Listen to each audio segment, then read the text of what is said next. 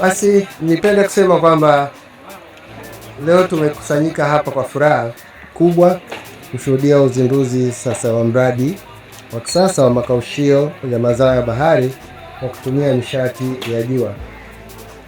Mradi huu ni ishara ya dhati ya jitihada ya wadau wetu wa maendeleo VSO wakiunga mkono serikali kuhakikisha kwamba rasilimali za bahari zinaleta manufaa makubwa kwa wananchi na taifa letu kwa ujumla. Umuhimu wa mradi. Sekta ya uvuvi na mazao ya bahari ni nguzo muhimu ya uchumi wa bluu. Hata hivyo, tumekuwa tukikabiliwa na changamoto kubwa ya upotevu wa mazao kutokana na ukosefu wa teknolojia sahihi ya uhifadhi na usindikaji. Kama tunavyoona, ukiangalia teknolojia hii na pale tayari unaona kwa kweli tunahitaji kwenda mbele zaidi kiteknolojia. Pale tunatumia siku ngapi kukausha? Kwenye meza zile. Masaa. Okay. Jua likiwa kali. Lakini hapa unaambiwa unaweza kakausha mara 2 kwa ngapi? Kwa siku, si ndio? Hebu tuwapigie makofi wadau wetu. Kama nilivyosema, mradi huu wa makaushio utatumia nishati ya jua, unakuwa kama suluhisho endelevu litakalopunguza hasara, kuongezeka thamani pia ya mazao kwa sababu kwanza pamefunikwa.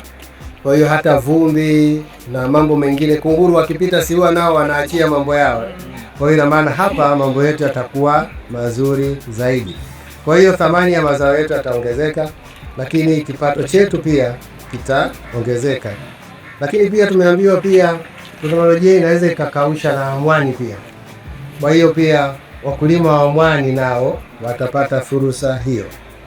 Labda nielezee faida zitakazopatikana pia kwa mradi huu. Faida ya kwanza ni kupunguza upotevu wa mazao. Mazao yetu badala ya kuoza au kuharibika, mazao yatakaushwa kwa ubora unaokubalika sokoni. Kwa hiyo ina maana tutaongeza thamani ya mazao yetu sokoni. Lakini pia kuongeza sasa hiyo thamani ya mazao. Samaki, dagaa na mwani tukikausha hapo na mazao mengine yatapata soko la ndani na nje ya nchi kwa bei nzuri. Lakini kuhifadhi pia mazingira. Matumizi ya nishati ya jua badala ya kuni au mkaa yatapunguza ukataji miti na kutunza mazingira yetu. Si ndio hivyo jamani? Lakini fursa za ajira. Vijana na wanawake watanufaika kupitia usindikaji, ufungashaji na masoko ya mazao haya. Shukrani, na nitoe pia wito. Niwashukuru sana wadau wetu VSO kwa kufanikisha mradi huu, lakini pia wakiwemo profesa Maki ndio mtafiti.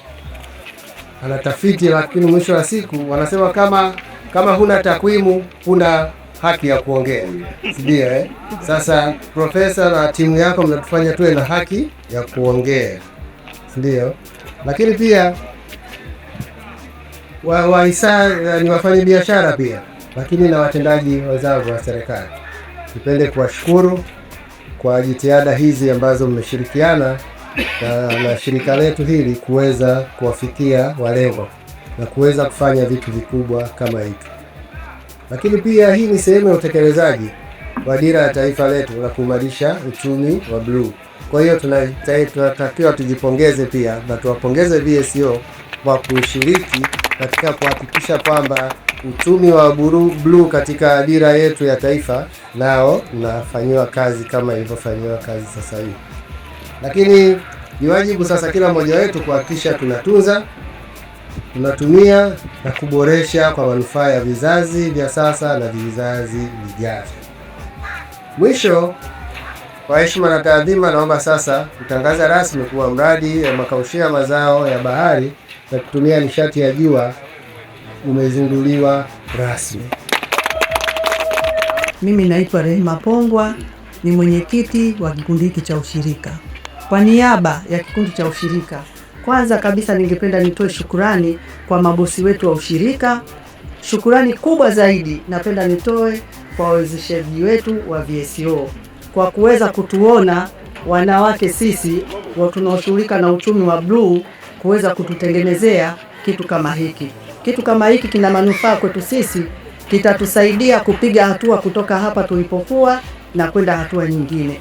Tunaomba tu tuahidi sisi kina mama kwamba huu mradi tutautunza, tutausimamia kwa hali na mali, na ikiwezekana tunaweza siku za mbele huko kuweza na sisi kuweza kutengeneza tena kitu kama hiki zaidi na zaidi.